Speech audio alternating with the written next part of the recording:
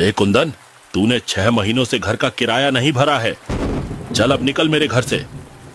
ऐसे बेरहम मत बनिए चाचा, मैं आपका सगा भतीजा हूँ, मुझ पर थोड़ी तो दया कीजिए। रिश्तेदारी का रोना मत रो, मैं बस पैसों से रिश्ता रखता हूँ। या तो मुझे पैसे दे या मेरा घर खाली कर। कहाँ से लाऊं मैं पैसे? लगातार बारिश के कारण मुझे कहीं काम नहीं मिल रहा है। बस बहुत हुआ, अब मैं तुझे अपने घर में नहीं रहने दूंगा। इतना बोलकर हरिराम कुंदन और उसकी पत्नी रमा को भरी बारिश में निकाल बाहर करता है। कुंदन और रमा बारिश में भीगते हुए पूरे गांव भर में घूमते हैं।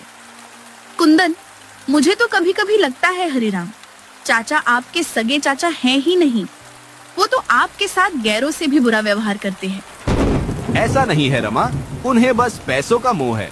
इस पूरी दुनिया में एक वही मेरे अपने हैं। हम कब तक ऐसे बारिश में भीगते रहेंगे? दोनों बातें करते करते जंगल पहुंचते हैं। कुछ दूर चलने के बाद उन्हें एक सुनसान मिट्टी की गुफा दिखती है।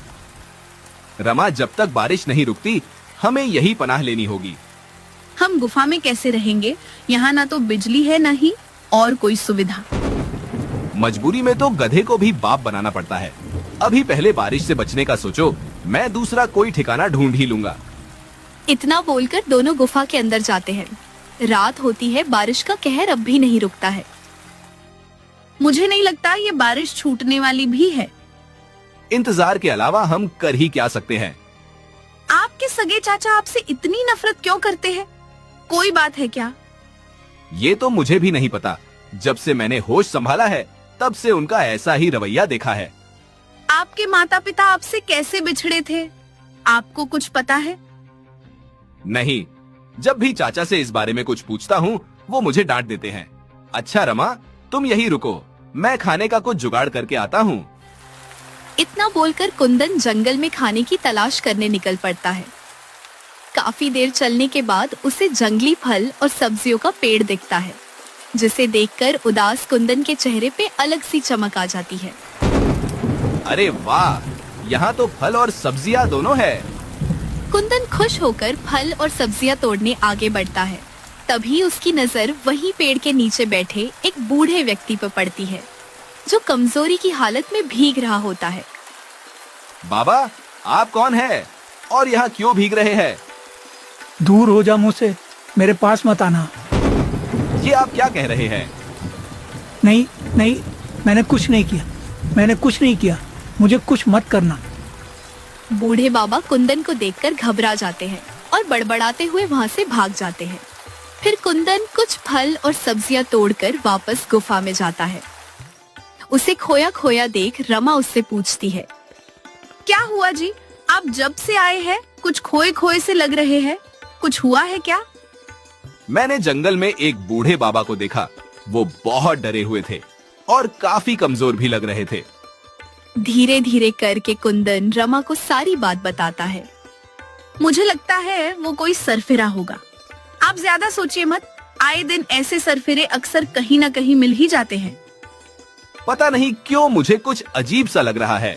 ऐसा लग रहा है जैसे मैं किसी बात से अनजान हूँ। यह सब आपका वहम है। अच्छा, मैं खाना बना देती हूँ, भूख के मारे आप कुछ भी सोच रहे हैं। इसके बाद रमा लकड़ियां जलाकर खाना बनाती है। कुछ देर बाद दोनों सुकून से खाना खाते हैं।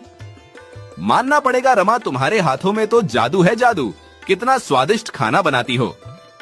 पूरे दिन का दुख रमा के हाथ का खाना खाकर एक पल में दूर हो जाता है। दोनों खाना खाकर सो जाते हैं। अगली सुबह होते ही कुंदन बड़ी उम्मीद लेकर अपने चाचा हरिराम के घर जाता है। चाचा, मुझे कुछ दिन की मोहलत दे दीजिए, मैं आपका सारा किराया दे दूंगा। अब कुछ नहीं हो सकता है, मैंने वो घर बेच दिया। चाचा, आपने ऐसा क्यों किया? वो घर ही हमारे रहने का एकमात्र ठिकाना था। अब मैं अपनी पत्नी को लेकर कहाँ भटकूंगा? तू समझ, ये तेरी परेशानी है। मुझे रिश्तों की नहीं, पैसों की बोली समझ आती है। कोई इतना कठोर कैसे हो सकता है? अपने इकलौते भांजे को इतनी तकलीफ में देखकर आपका दिल नहीं पसीजता। तेरी ये मजाल, मुझसे जुबान लड़ाने की हिम्मत कैसे की तूने? चला जा मेरे घर से, नहीं तो मैं तुझे धक्के मार के निकालूंगा।